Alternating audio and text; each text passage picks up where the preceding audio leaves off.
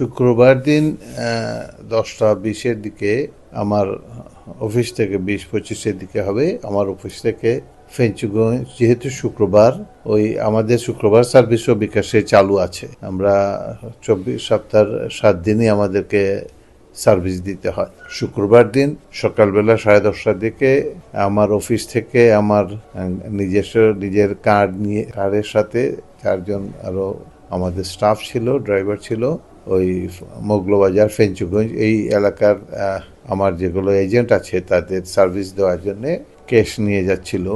সাথে আরও 2টা মোটরসাইকেল যাওয়ার কথা ছিল।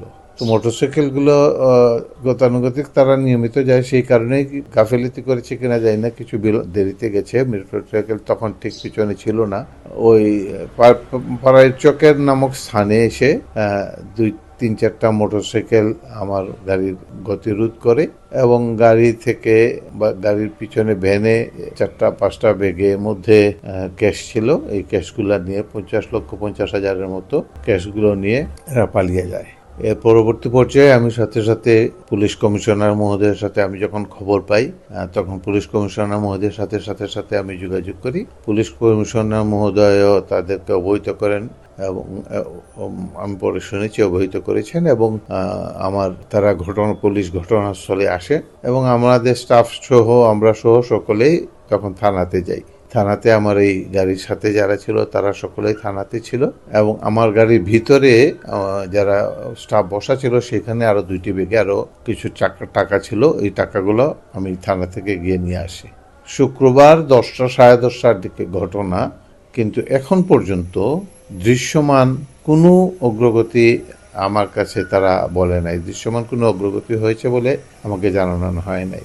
শুধু এইটুকুই বলছে, আমরা যখন যোগাযোগ করছি তখন বলছে যে আমরা তদন্ত করছি, আমাদের কাজ চলতেছে ইত্যাদি ইত্যাদি। টাকা পয়সার বিষয় এবং একটা বড় অ্যামাউন্টের টাকা, কিন্তু সেই অনুযায়ী কোনো তৎপরতা আমার কাছে পরিলক্ষিত হচ্ছে না। আসামি বলতে যারা আমার অফিসের স্টাফ ছিল, তারা যারা ওই দিন থানাতেই ছিল, তারা তো গ্রেফতার বলতে আমরা বলেছি, আমাদেরকে বলা হয়েছিল যে আপনারা সন্দেহ করেন কিনা।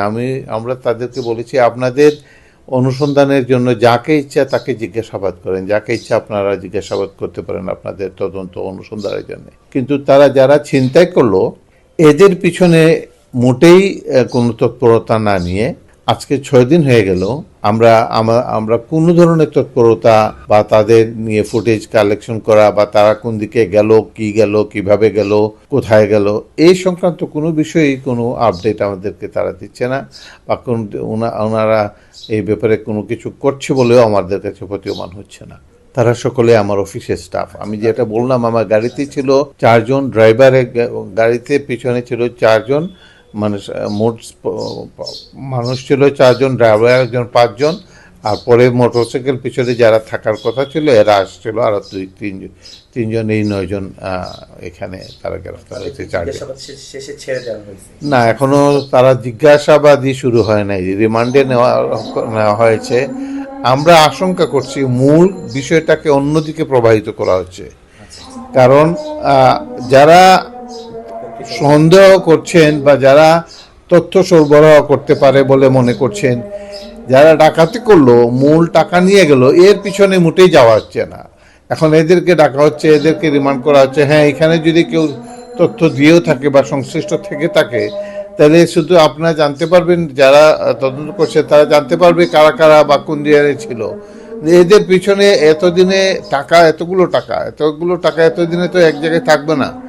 আমরা যেটা জোর দিচ্ছিলাম বারবারই, যে টাকা উদ্ধারের আগে ব্যবস্থা করেন, আমার মানুষ পেয়ে তো লাভ নাই। কারা এখানে আছে, কে করেছে, এটা আমার পাওয়ার থেকে আমার প্রাথমিকভাবে হচ্ছে আমার টাকা উদ্ধার হওয়া। পরবর্তী পর্যায়ে আমরাও চাই ডাকাত ধরবে, দুষ্কৃতিকারী ধরা ব্যবস্থা হওয়া। হ্যাঁ, আমরা মামলা করেছি এবং মামলার প্রেক্ষিতেই রিমান্ড চাওয়া হয়েছে। এটা মৌলভীবাজার থানাতে মামলা করেছে। আমি অপ্রকৃত বলবো না।